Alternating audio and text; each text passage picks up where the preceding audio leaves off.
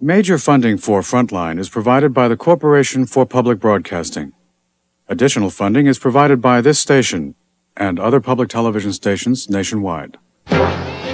Tonight on Frontline, Vietnam 10 years after America's pullout. They need things from the West, from the world, from the commercial marketplaces. They need money, they need aid, they need equipment. What is life like there today? They live here, and they don't have any other place to live. What are the legacies of that war? Vietnam is going to be a very, very poor country for a long time to come. Frontline presents an exclusive report, Vietnam under Communism.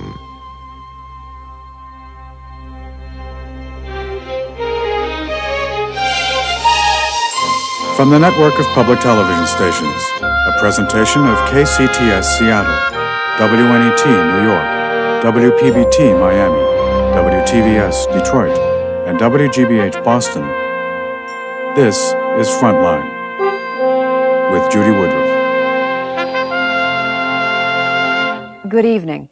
Vietnam. Once again, it is in the news as Vietnamese troops wage a new offensive against rebels in neighboring Cambodia. And Vietnam will remain in the news this year for another reason, an anniversary. It has been 20 years since the U.S. Marines landed there in 1965. And this spring, the Socialist Republic of Vietnam will celebrate the 10th anniversary of the U.S. withdrawal in 1975. The Vietnam government is preparing for national celebration. The international press will gather. Special tours are being arranged. Vietnam will be putting on its best face for the world. Tonight on Frontline, an exclusive report by a team who recently spent 35 days in Vietnam, the longest visit by an American television crew since the end of the war. They obtained unique access, traveling across the country and visiting places no one else has yet seen. Tonight, their journey through a war-ravaged country, struggling now with the problems of peace and the challenges of living under a communist regime. Our report is called Vietnam Under Communism, co-produced for Frontline by Greg Pratt and Paul Henschel of television station WCCO in Minneapolis.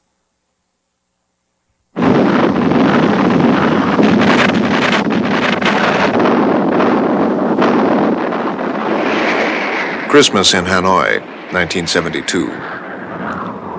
America unleashes a barrage on the capital of North Vietnam. The bombing, aimed at both the backs and the spirits of the people, is relentless, devastating, but in vain.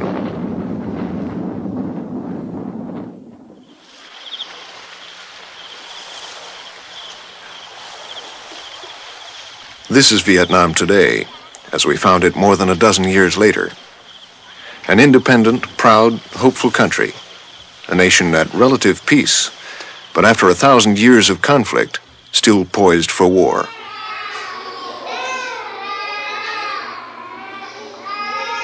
This too is Vietnam, impoverished, depressed, ill-fed, ill-equipped, and ill at ease.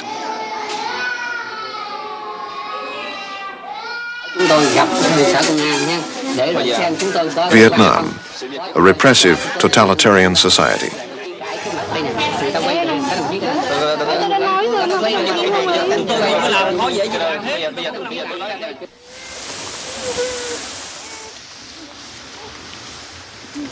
Vietnam, a people America so intimately, yet so brutally met.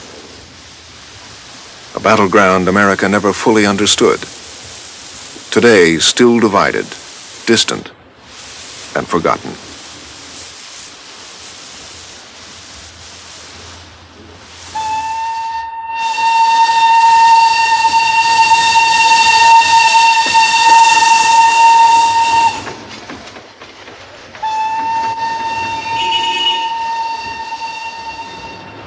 Rush hour in Hanoi, a 1930s French provincial city, frozen in time, and quite literally, an antique. It's a unique city. I mean, it's a city of bicycles and big trees, and it's a city of beautiful autumn sunshine. Certainly this is a museum, and there isn't a great deal of construction. Richard Branowski is the Australian ambassador to Vietnam. The Australians who fought alongside the Americans in Vietnam have recently established diplomatic ties with Hanoi. Vietnam itself wishes to extend its own range of contacts with the world beyond the very narrow set of friends and allies it has at present. It's very important, and you can't ignore, as I said before, you can't ignore a country of 60 million people. Hanoi and the surrounding Red River Delta is one of the most densely populated and poorest areas in the world. This has been the seat of communist inspiration and ideals for more than 50 years. The people, mostly peasants, are grim but determined and resigned to life in a socialist system. Most of them are not communists, i.e. members of the party, but most of them would feel genuinely that the system of government they have here is the one that they want. A young guard who lost two brothers and a sister in the bombing explains the allegiance to the state and Ho Chi Minh, Vietnam's late communist leader. Ho Chi Minh tried to solve the problems of our people, to bring happiness to Vietnam. He gained independence for us from the imperialists. We remember his teachings, and both myself and the people love him dearly. Every Sunday morning, some 15 to 20,000 people pass through Ho's tomb where he lies in state, a building which is one of the few new construction projects completed since the war.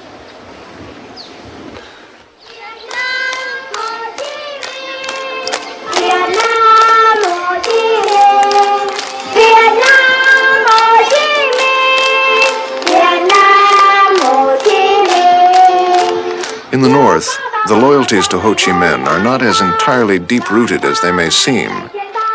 These children, many of whom are the more privileged sons and daughters of party or government officers, sing only the official songs of the state. Their loyalties, in other words, are not only encouraged, they are enforced.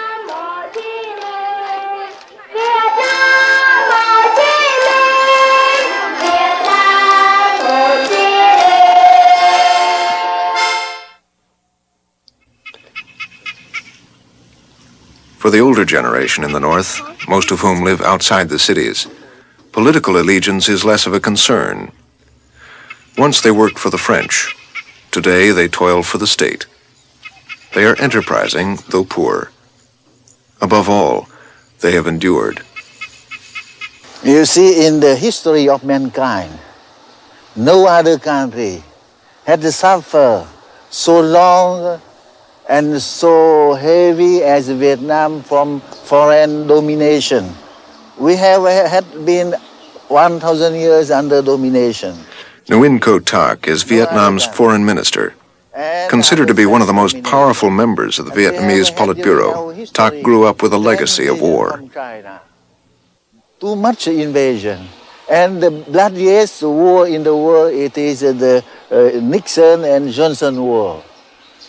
And we have paid so much our blood for our independence. No country, no other country in the world have paid so much blood for its independence.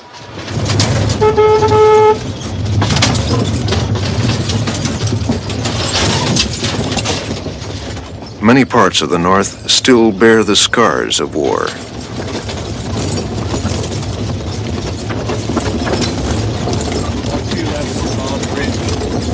As we traveled outside of Hanoi, we saw plants, roads, and bridges in dire need of repair.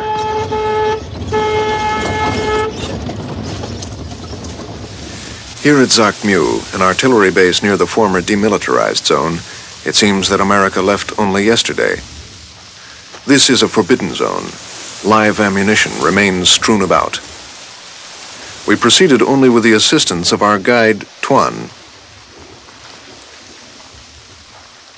Even after 10 years in this area, still very dangerous.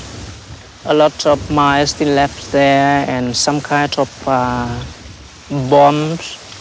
And if you are not careful when you step on, very easy to step on mines and we may die here.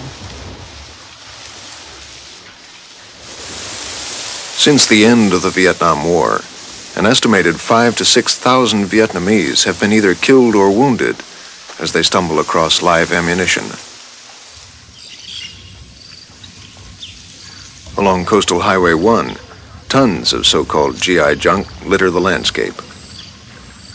As America withdrew from Vietnam, millions of dollars worth of military hardware was abandoned, much of it simply left to rot.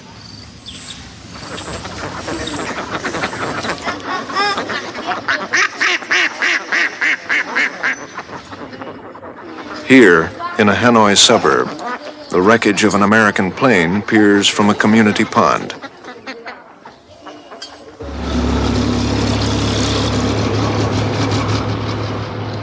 Bunkers first built by the French and later used by the Americans still stand today, testaments to a century of war. In all, an estimated 3 million Vietnamese people died in wars with the French and the U.S. More than half of the casualties were non-combatant civilians. Virtually everyone can claim a family member killed, wounded, or missing in action. Chúng tôi như thế là bom đến rào rào. Chúng tôi rất căm thù của giặc Mỹ. A bomb hit my house and it collapsed. No one died, but 5 members of my family were injured. So we became very angry at the Americans and asked the world to put them on trial and destroy them to the end. Here, 10 years are torn by war, and 15 million tons of bomb dropped in my country. Twice the number of bomb dropped during the Second World War. So you can imagine how big, what is the dimensions of our wounds of war. Perhaps Vietnam's most controversial wounds, which the Vietnamese frequently show visitors, are on display here at Tu Du Hospital. These are all deformed babies. We keep them for research purposes. As you see, some have cancer. The deformities are the result of poisons used by the Americans in Vietnam.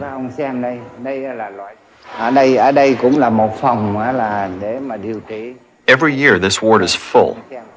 We have about 80 beds, and most are occupied with women who have cancers, of the cervix, of the ovaries, and so forth. The percentage of women with cancer in Vietnam is very high, and this, we believe, is because of defoliation.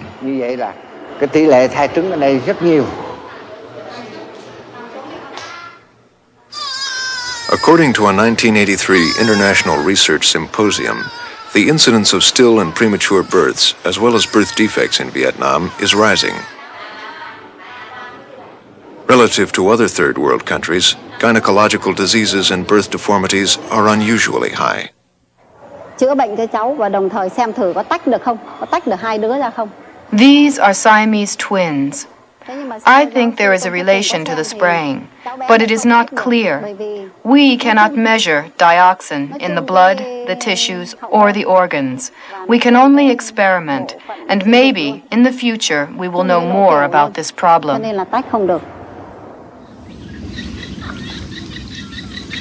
The toll on the Vietnamese people is even greater than the rising rate of medical problems.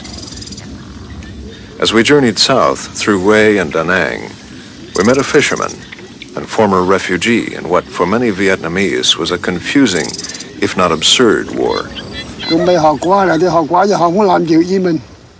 I didn't understand anything about this war, about all the fighting. I met Americans, but they never hurt me. They weren't fighting me. And to this day, I still don't understand it all.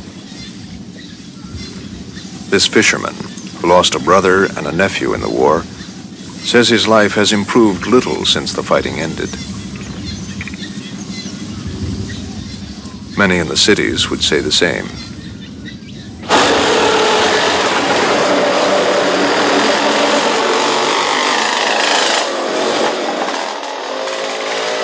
Ho Chi Minh City, or so at least the government has renamed it. Virtually everyone here, though, still calls this Saigon.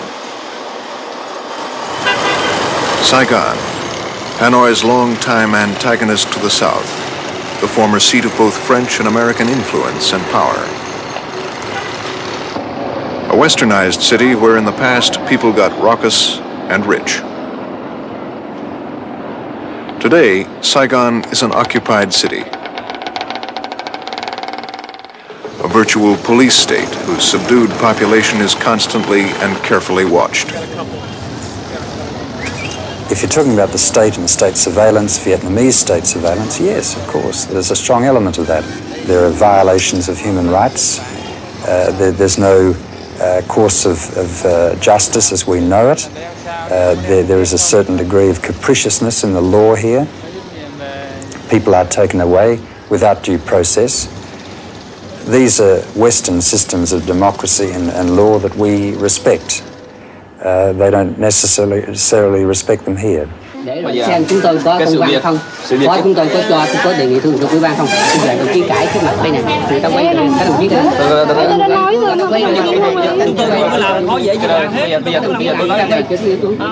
The Saigonese know that they're not trusted, and so they expect to be watched. And I think that those factors contribute to a certain air of tension that one can feel in the streets of Saigon. Professor William Turley, a Vietnam analyst, recently returned from Vietnam. The regime trusts the people more in the north than it does in the south. The northern population doesn't require very close regulation to stay in line. But the regime can't trust the South quite so much. I don't have anything for work in this case. The people in Saigon are tightly controlled, and by administrative rule, they are forbidden to talk with foreigners. There's nothing for me work. This man, allowed to work only as a petty shopkeeper, risked an interview with us. Outside of market, I know people like that. Maybe in this case, can you help me? My father and my sister, who worked many long time for U.S. government and likes the U.S. government very much, but now we cannot go to there. I can do many work with American, but now I cannot do for my government.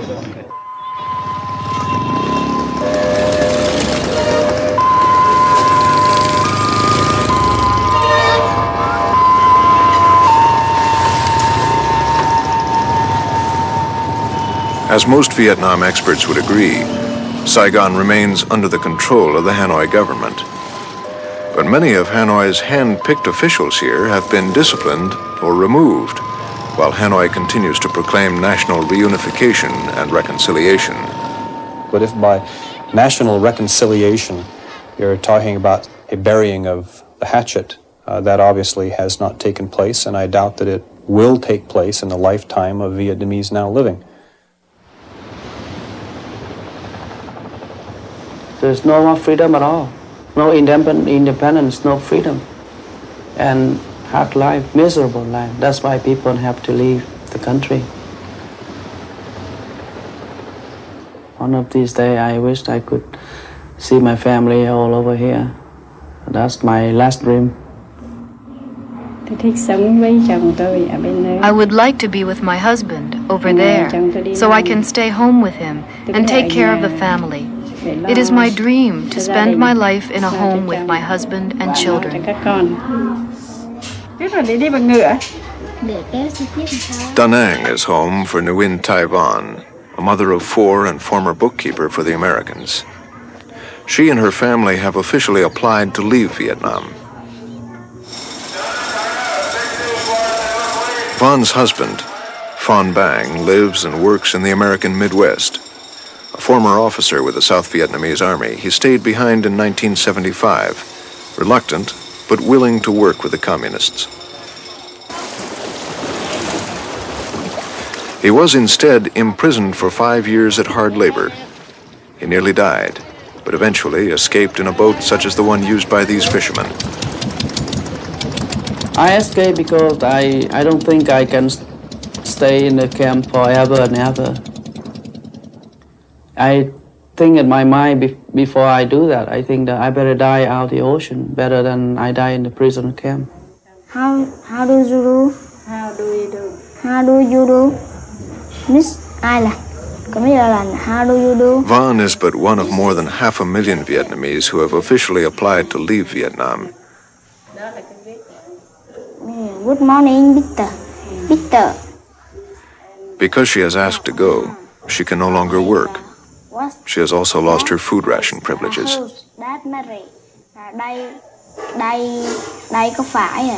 They're very poor. Nobody's starving, but very poor. I think that the life for my wife and children is come kind of harder if I'm not there. But for suppose if now I'm home, I cannot do nothing for them because I don't have a job. I don't have nothing to do. And sooner or later they send me to NEZ. NEZ, or New Economic Zone. Had Phan been released from a forced labor camp, he and his family would likely have been sent to an NEZ such as this. NEZs are planned agricultural communities, sometimes constructed to reclaim defoliated land. More than 1 million people have been sent to NEZs, many displaced persons who lost their homes and villages during the war.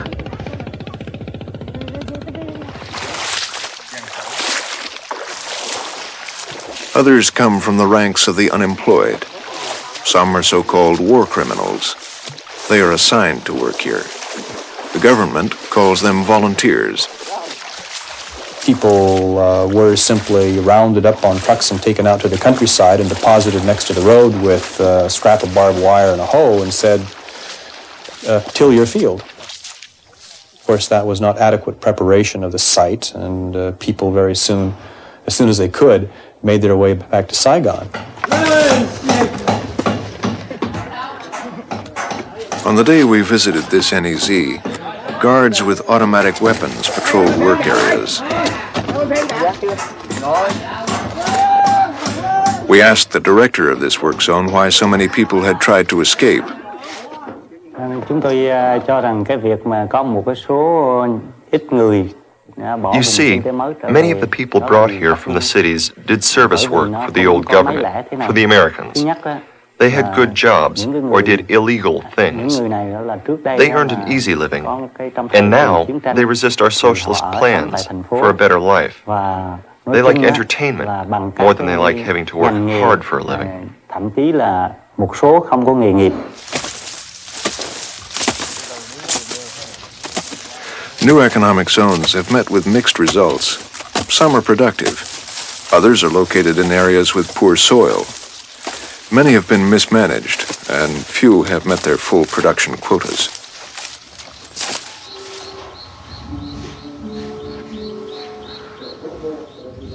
Some people, mostly displaced peasants, have embraced their new homes. But generally, it would be, I think, accurate to say that the concept of a new economic zone has not been a sensationally popular thing in Vietnam, and they themselves freely admit this.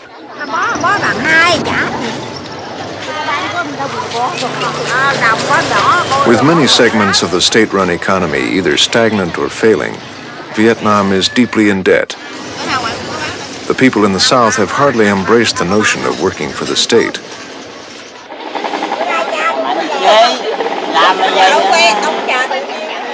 Despite extensive propaganda efforts, the majority of the people here remain at best indifferent to the policies of the new regime.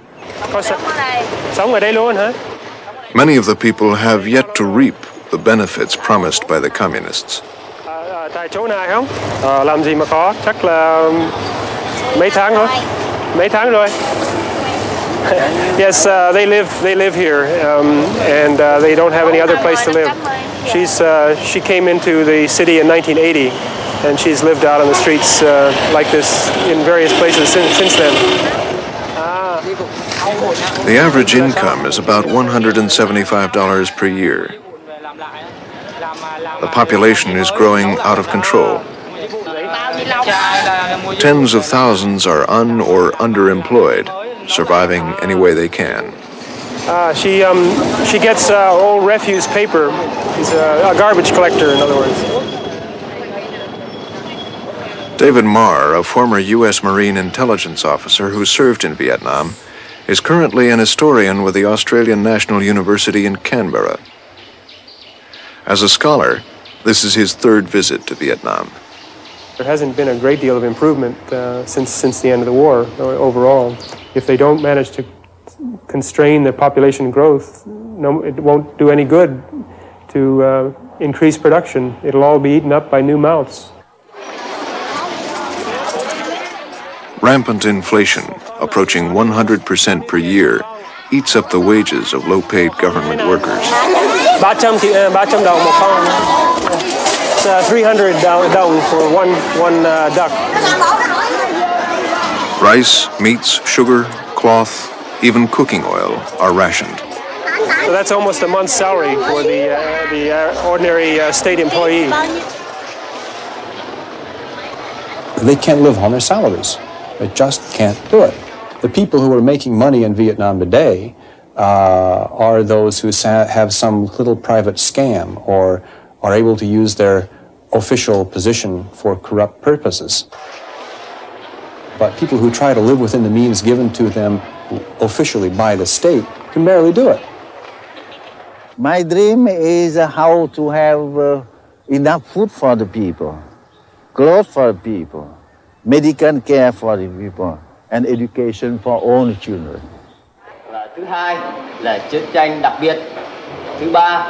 The government claims the literacy rate is high. Outside observers say just over half the people can read and write.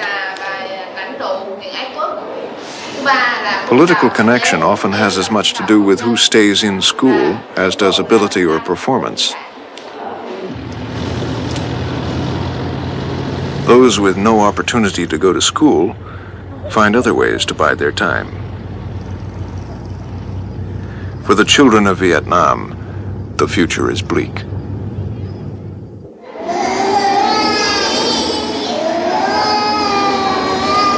Disease and malnutrition are common.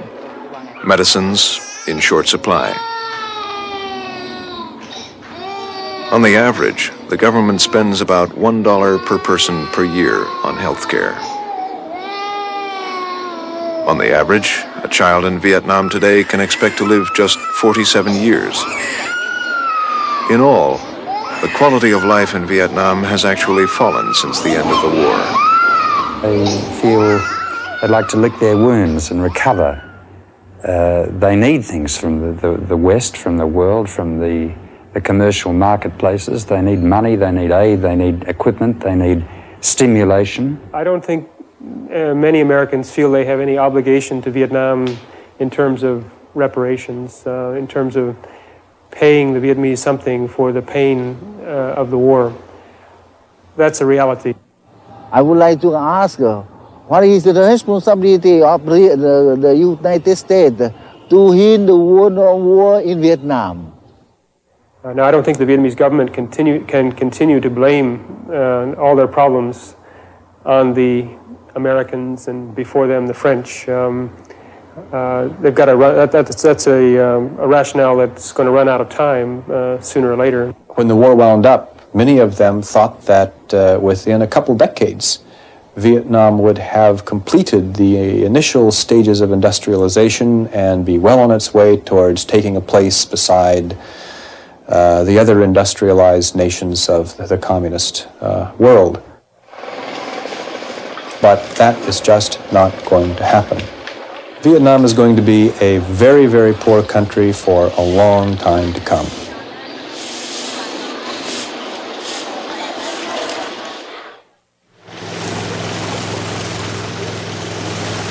The Mekong Delta, the richest and most productive region in all of Vietnam.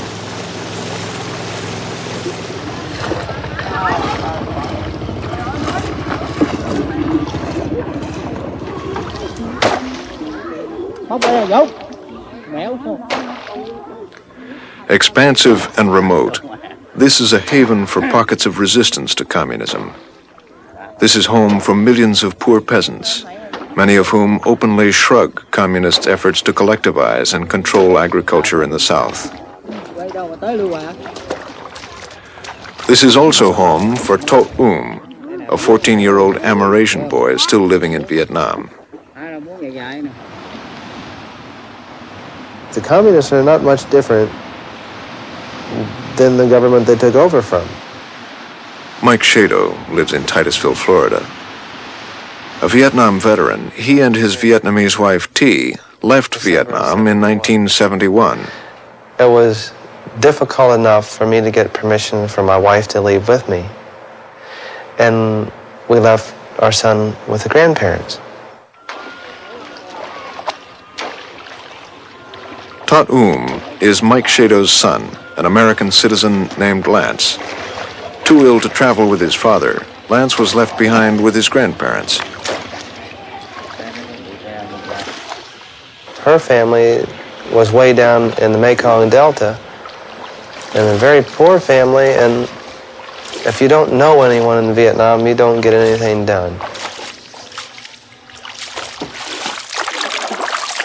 All I want is just to have our son back. It's been a long time, and I still haven't seen him yet. Lance Shado is but one of an estimated 8,000 to 15,000 Amerasian children still in Vietnam.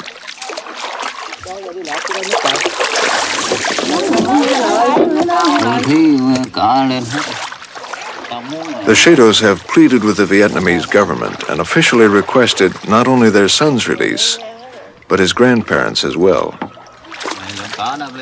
Thus far, they have had no response from the Vietnamese government. In Vietnam, being an Amerasian child has a social and racial stigma attached to it. I have to do everything I can. I'm sorry. For all of them. And so that's where we are right now. Nowhere. We have nothing. We are sick. And I have asked my daughter to send us money. The Shados say they have sent money to their family in the Delta, both to support them and to pay the bribes they say are required to get Lance out. Most of the money has never been received. The Vietnamese officials with whom we inquired about the Shado case claim they have tried repeatedly to contact the family. Yes, we have heard about them. Actually, we have seen this family on the special list given to us by the American authorities. They also claim the government does not open mail and take money. They emphatically deny there are any required bribes and payoffs.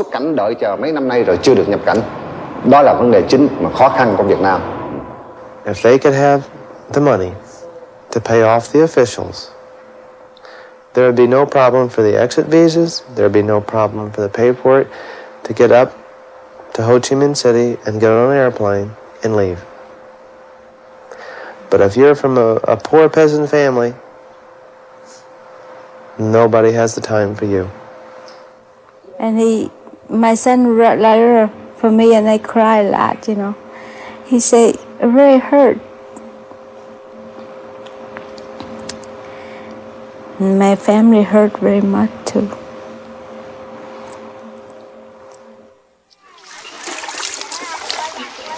When I get him, how old's he going to be? 16, 17, 18, 19, 20?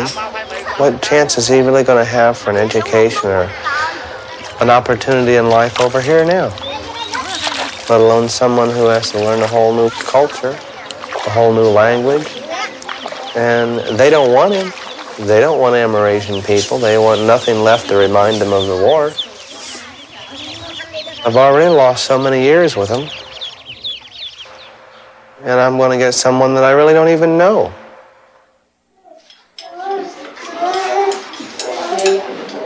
In Da Nang, where there are many Amerasians, these children are not as fortunate as Lance Shado.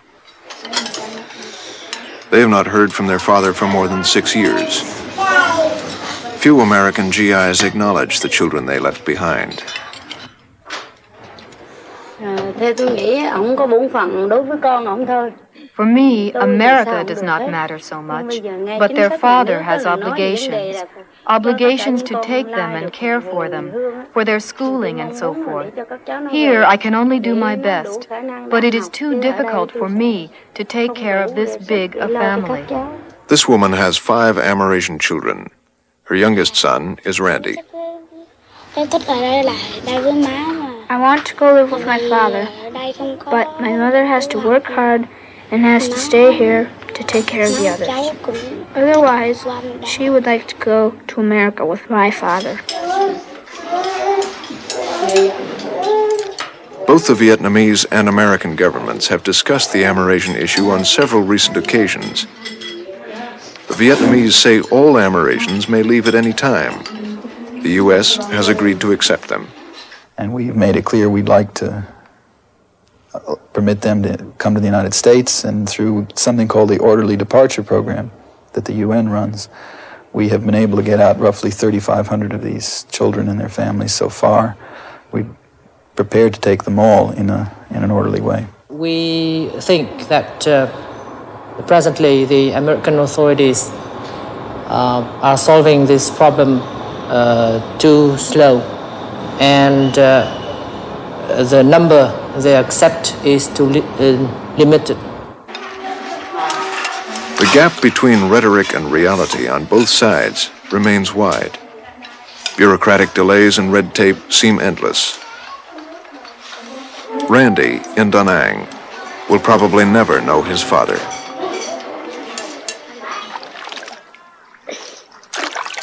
Lance Shadow is now a young teenager. With no school to attend, he can only learn the life of a peasant farmer. This is Viet Duc Bui. College educated in the U.S., Viet returned to Vietnam in 1971. Neither a government nor military official, he became a man caught in the middle of the Vietnam War. With a communist victory, he was suspect, not permitted to work. He left for America in '79. It's very difficult to make the decision to leave my family. I know that. And I remember it was a rainy day. I was informed that the trip is ready if I wanted to go. So I went with my wife, and I remember I looked at the 2 boys. They were so young, 5 years old and 3.5 years old. They didn't know what was going on. So I took a bike and carried my wife to a post office in Saigon, and some people picked me up, and that was the last time I saw my family. We were surely that we were very sad, and we always expect that we can join. I can take my children to join their father soon as possible. An, Viet's wife, lives with her family in Saigon. She would spend most of her time taking care of the boys. That's what I want. I worry whether it is feasible in my lifetime that I will be able to see my family again or not.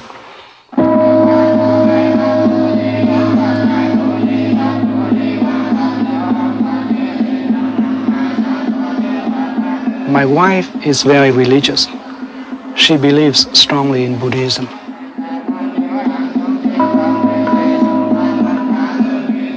The Vietnamese government encourages atheism. The majority of the Vietnamese, however, remain Buddhists. The government regards monks as unproductive and potentially dissident free thinkers. Both Buddhism and Catholicism are discouraged. The numbers of monks and priests has fallen significantly since the occupation of the South. I think my wife is becoming more and more religious because religion would provide her the most relief and the most philosophical way of life for her to struggle through life. But I realized that to cope with the emotional problems that my family as well as myself are having, we have to be very patient and we have to have faith that eventually our family will be reunified. And that's what we are praying for and hoping for.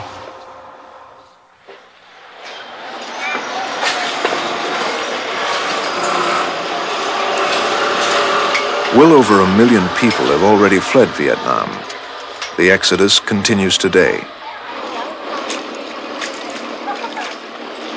Many of those who remain or resist relocation to economic zones jam an already overcrowded and sullen Saigon. Others fill the many rivers that snake through the cities, boat people with no place to go.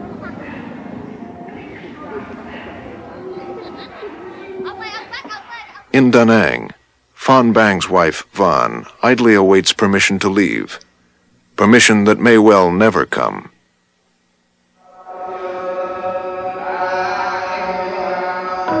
Viet's wife, An, can only continue her 5-year-long vigil.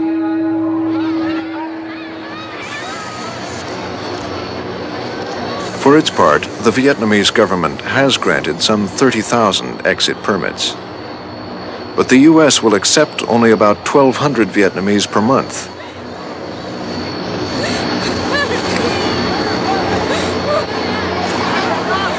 So the process of orderly departure, of family reunification, is both painful and slow. Most of those permitted to leave are those against whom the communists bear no grudge. Those for whom the communists have no room or no use within their system.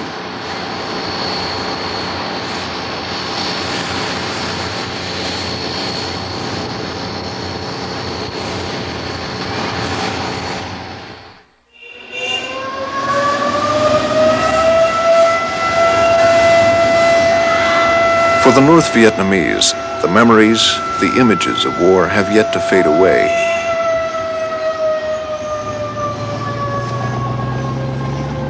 An air raid siren is still used to mark the noon hour in Hanoi.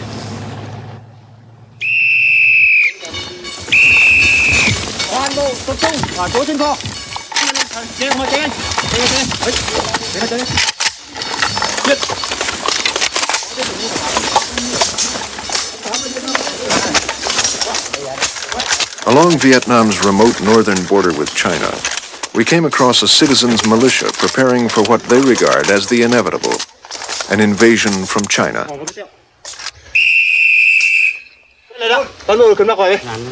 This citizens' militia, who are otherwise simple hill tribe peasants, form Vietnam's first line of defense.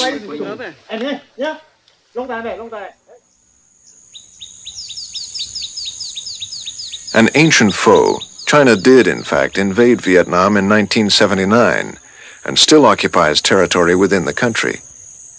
And between Vietnam and China, we are in a state of a war. And now they are still threatening my country and Southeast Asia. They do not stop their policy of expansionism. They are still occupying a territory of India, of Vietnam, you see. Vietnam's historic and recently rekindled tensions with China have in part led to the buildup of a massive, though inexperienced army. We encountered these troops in training near the China border. Together with the militia, they form a force of more than 1 million men, the fourth largest standing army in the world. But if you were to ask, does it need those men to defend itself? Is the military threat to its security so real and so great that it really needs all these men under arms? I suppose the answer is no.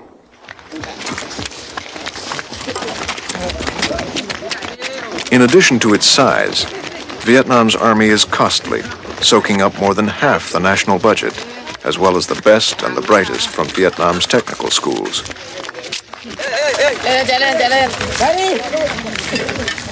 The military also has political clout. A fourth of the Politburo and nearly one-third of the Central Committee are military officers. New members of the party also tend to come from the military. General Huang Phong is a division commander who fought both the French and the Americans. When the Vietnam War ended, we began to rebuild. We had many difficulties, housing, transportation, and so forth. But now China is waging war. So once again, our strategic task is to be ready to defend the country.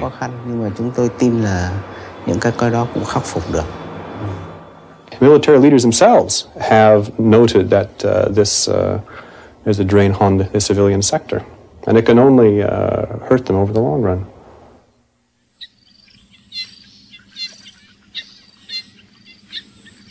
Kampuchea, formerly Cambodia. Here, Vietnam's army is also deeply entrenched. To liberate, it claims, the Kampuchean people from the horrors of the Pol Pot regime.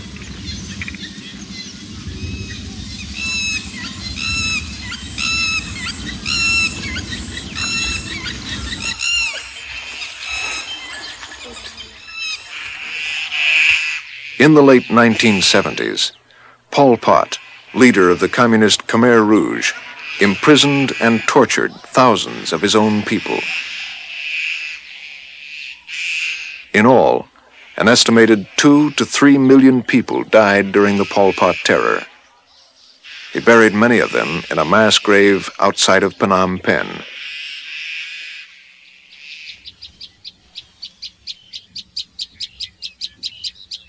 The Vietnamese say they are fighting here to protect Cambodia from Pol Pot's return. Critics say Vietnam wants to control, if not colonize, a vulnerable neighbor whom the Vietnamese distrust.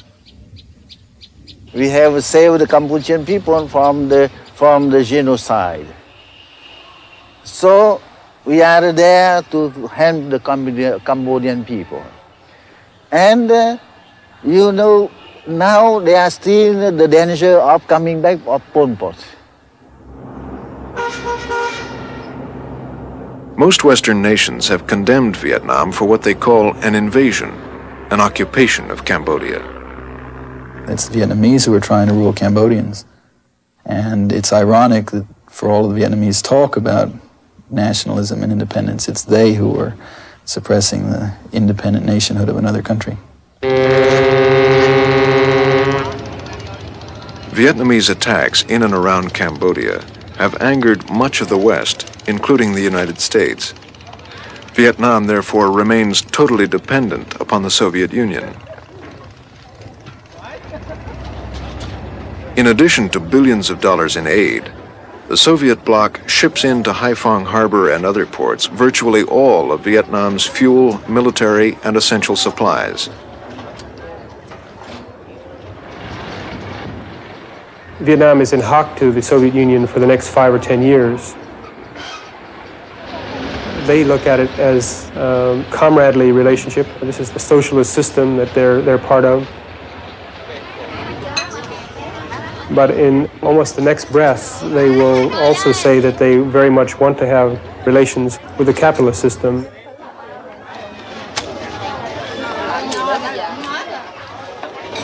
I was here in 1980, and there was much less market activity at that time.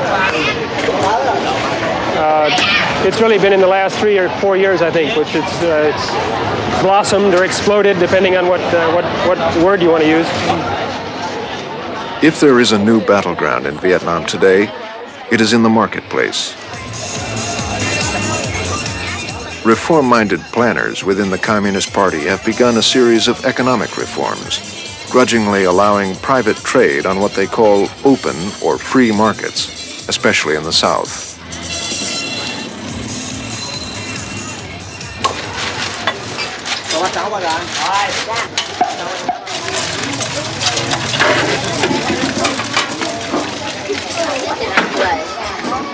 Today, nearly 3/4 of all consumer goods are bought and sold on free markets.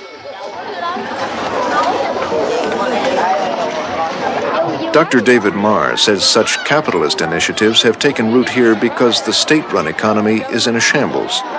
Well, they have to rely on their wives to be out in the market like this. They often, their children can't go to school because they've got to be out trying to make something. After hours, they, especially if they've got a little bit of land in the countryside, they'll be out there trying to grow something for themselves. There's 100 different ways that they have to try and make a living. Though socialists at heart, Vietnamese planners seem to be following the path of China, which has of late introduced sweeping capitalist reforms into its state-run economy. Nguyen Co Tak is one such reformer. But the peasants, they can sell their goods freely because they are producer. After selling to the state, after paying the taxes.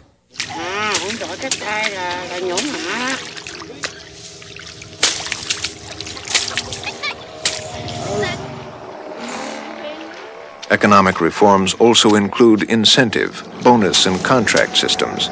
Again, capitalist ideas. The productivity gains have been significant. 2 record grain harvests in a row. If the reforms continue, Vietnam may soon approach self-sufficiency in food production.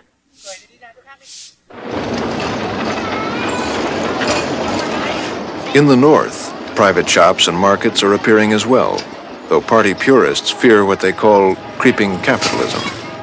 Often, or sometimes, there's a crackdown when there are perceptions of corruption and tax avoidance, not just here but in the South too, but generally the private sector won't disappear altogether.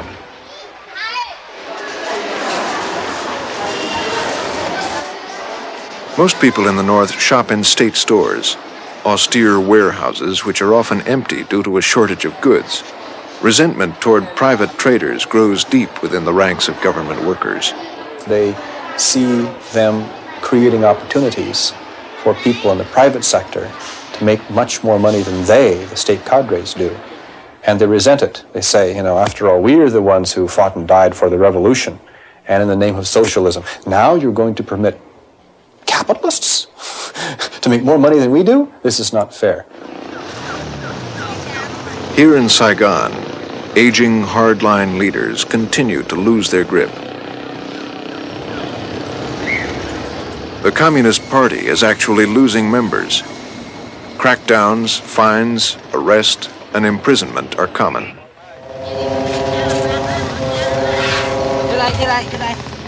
Nonetheless, export-import companies are thriving. Private traders continue to flourish. There has been change. Now the question is how much of this activity we see in Ho Chi Minh City is froth and how much of it is some sort of is substantial growth or development. 2000. This could become a major center of activity in Southeast Asia. 2000. But it all depends on policy. I don't see it happening in the next 10 years. Even with the best of policies.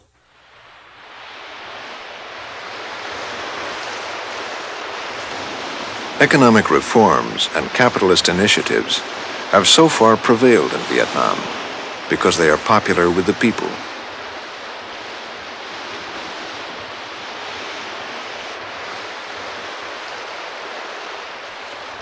If allowed to continue, the policies and ideas of reform-minded Vietnamese leaders could bring the Vietnamese people both independence and prosperity. It looks like a dream. And I think my dream is modest. Within 5 or 10 years, we think the life in Vietnam would be better. And firstly, peaceful. We'll have peace.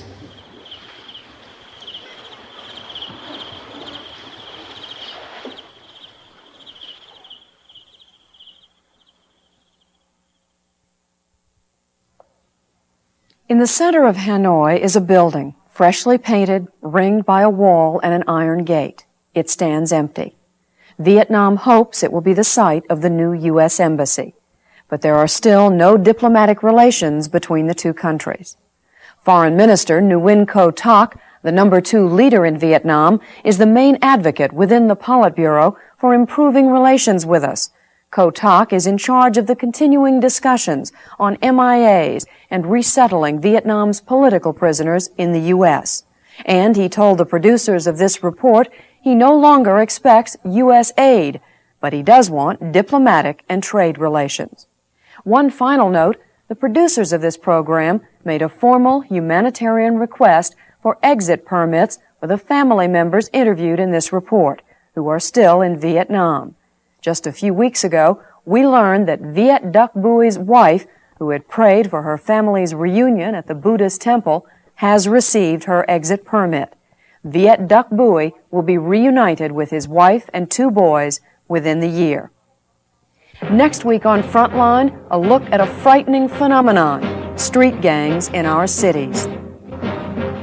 It's the story of one man fighting gang violence. I'm not going to leave here.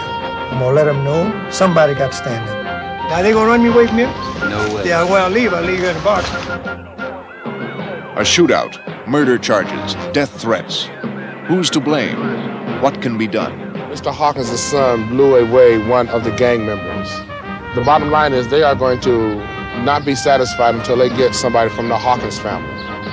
The program is called Shootout on Imperial Highway. Next week on Frontline. I'm Judy Woodruff. Good night.